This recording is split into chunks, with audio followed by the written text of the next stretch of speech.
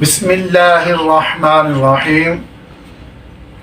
آج کے درس میں یہ بیان ہوگا کہ حضرت موسیٰ علیہ السلام نے جب اللہ رب العالمین سے ہم کلامی کی تو اللہ رب العالمین نے 10 نصیحتیں بنی اسرائیل کی طرف بھیجیں۔ وہ نصیحتیں کیا ہیں؟ حضرت موسیٰ کلیم اللہ علیہ السلام نے جب اللہ رب العالمین سے ہم کلام ہوئے تو بنی اسرائیل نے بھی اللہ رب العالمین کا کلام سنا، لیکن وہ کچھ سمجھ نہ سکے، حتیٰ کہ حضرت موسیٰ علیہ السلام نے بنی اسرائیل کو سمجھایا تو بنی اسرائیل کہنے لگے اللہ تعالیٰ کے پاس تشریف لے جائیں اور ہماری طرف سے یہ عرض کریں کہ ہمیں موت کا خوف لاحق ہے، یعنی ہمیں موت کا خوف ہے۔ حضرت موسیٰ علیہ السلام نے بنی اسرائیل کو اللہ تعالیٰ کی طرف سے 10 باتیں پہنچائیں۔ نمبر 1، صرف ایک خدا کی عبادت کریں جس کا کوئی شریک نہیں۔ نمبر 2، اللہ کے نام کی جھوٹی قسمیں نہ اٹھائیں۔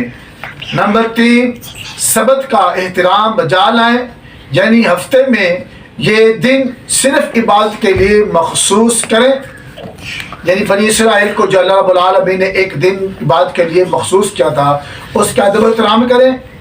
اس لیے اہل اسلام جمعۃ المبارک کو زیادہ عبادت کرتی ہیں، کیونکہ اللہ رب العالمین نے سبت کو منسوخ فرما کر جمعہ کو مسلمانوں کے لیے عبادت کا دن قرار دیا ہے۔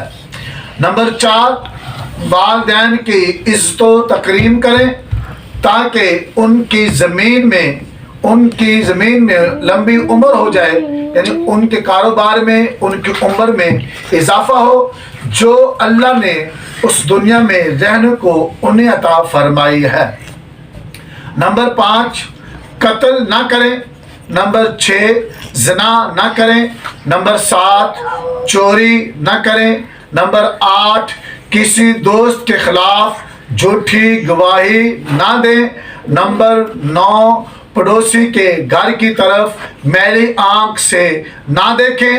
نمبر 10، پڑوسی کی بیوی کی خواہش نہ کریں، پڑوسی کی بیوی کی تمنا نہ کریں، نہ اس کے غلام، نہ اس کی لونڈی، اور نہ ہی اس کے بیل کی خواہش رکھیں، اور نہ ہی اس کے گدھے وغیرہ کی خواہش کریں جو تیرے پڑوسی کی ملکیت ہو۔ اس کا آسان لفظوں میں مطلب یہ ہے کہ ان چیزوں میں اس کے ساتھ حسد نہ کریں، یعنی اللہ نے آپ کے پڑوسی کو اچھا مکان دیا ہے، گاڑی دی ہے، پیسہ دیا ہے، دولت دی ہے، بہت مال دیا ہے، کوئی چیز بھی اس سے اللہ رب العالمین نے کسی چیز سے آپ کے پڑوسی کو نوازا ہوا ہے تو آپ اپنے پڑوسی کے بارے میں حسد نہ کریں، بلکہ دعا کریں یا اللہ جس نے تو نے میرے پڑوسی کو عطا کیا ہے مجھے بھی عطا کر۔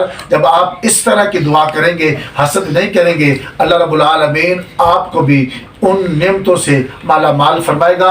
اللہ رب العالمین کی بارگاہ میں دعا ہے ہمیں ان باتوں پر عمل کرنے کی توفیق عطا فرمائے۔ وما علینا الا البلاغ۔